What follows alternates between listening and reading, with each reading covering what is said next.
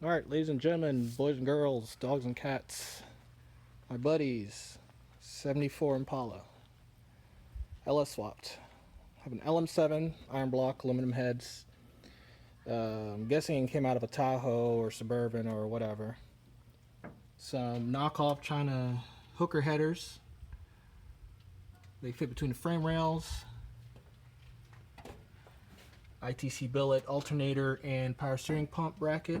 We use this because it brings a power steering pump closer towards the engine so it won't hit the steering box or the steering shaft. Also went with the ITC billet engine mount adapter. Say use a stock clamshell, a 3-bolt, and it goes and makes it adapt to the 4-bolt for the motor.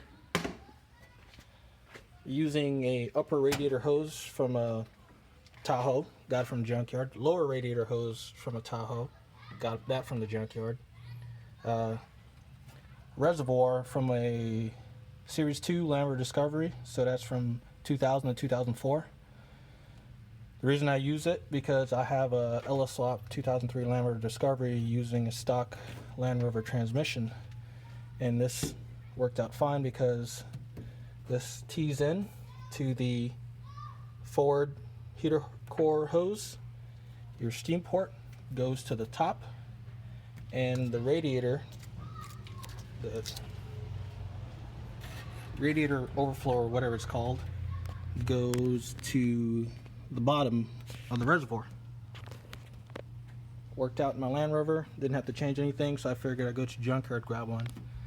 Got rid of the clutch fan because the shroud that came with the car doesn't really line up well with the fan, so it won't have that good of a cooling effect. So we're gonna make a shroud and use a Volvo fan. Why the Volvo fan? Because they're pretty powerful and I use them in my Land Rover and it works great. It's a 2-speed fan, comes with a relay. This is it. You just hook power up to it, plug this in here, basically plug that in there, gets ground, and these two are your two different speeds.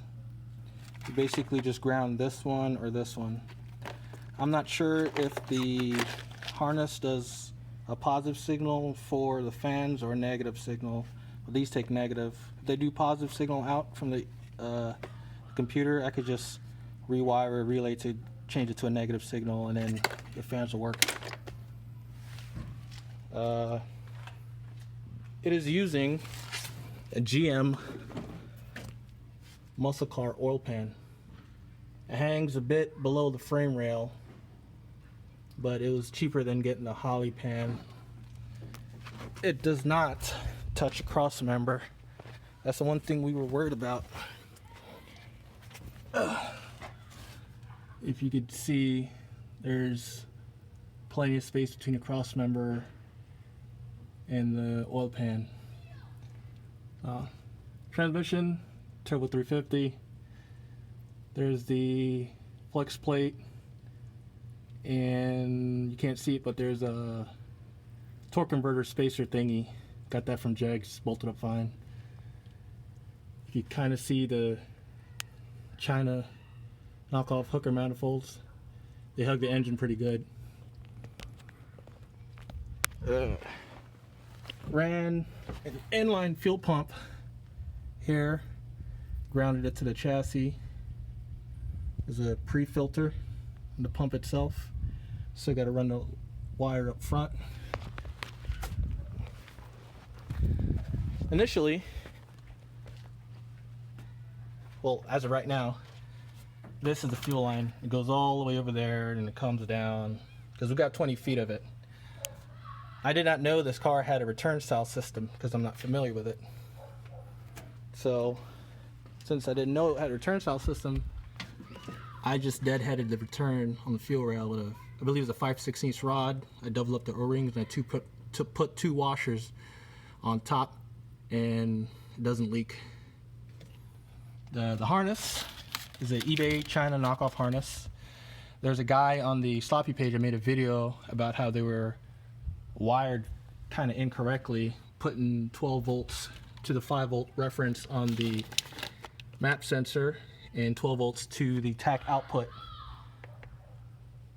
of the ECU, and how to fix it. So I did that and had no problems. Still didn't have O2s hooked up because didn't do exhaust yet.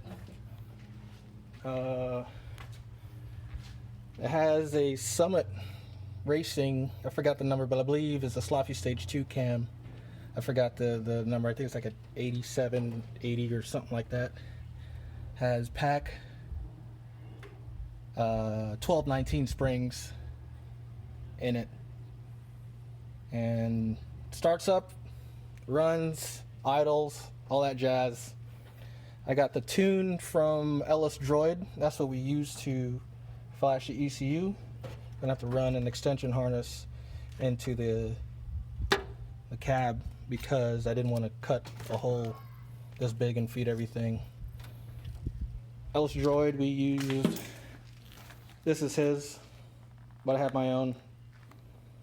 I got a tune, like a basic startup tune from LS Droid, and I use this in my phone to flash a computer, and it works. Yeah, that's about it. Oh, the water pump's leaking. We have new gaskets and everything. I think the water pump is just shit. So we're gonna change that out. Everything's plumbed. It's cooling. And the power steering pump line is actually bolted up to the power steering pump. Granted, it needed some encouragement. Those are positive lines. I gotta tidy that up. Negative lines, I gotta tidy that up. Other than that, it's about 90% done. Again, 74 Impala, LS swap. Yeah, that's about it.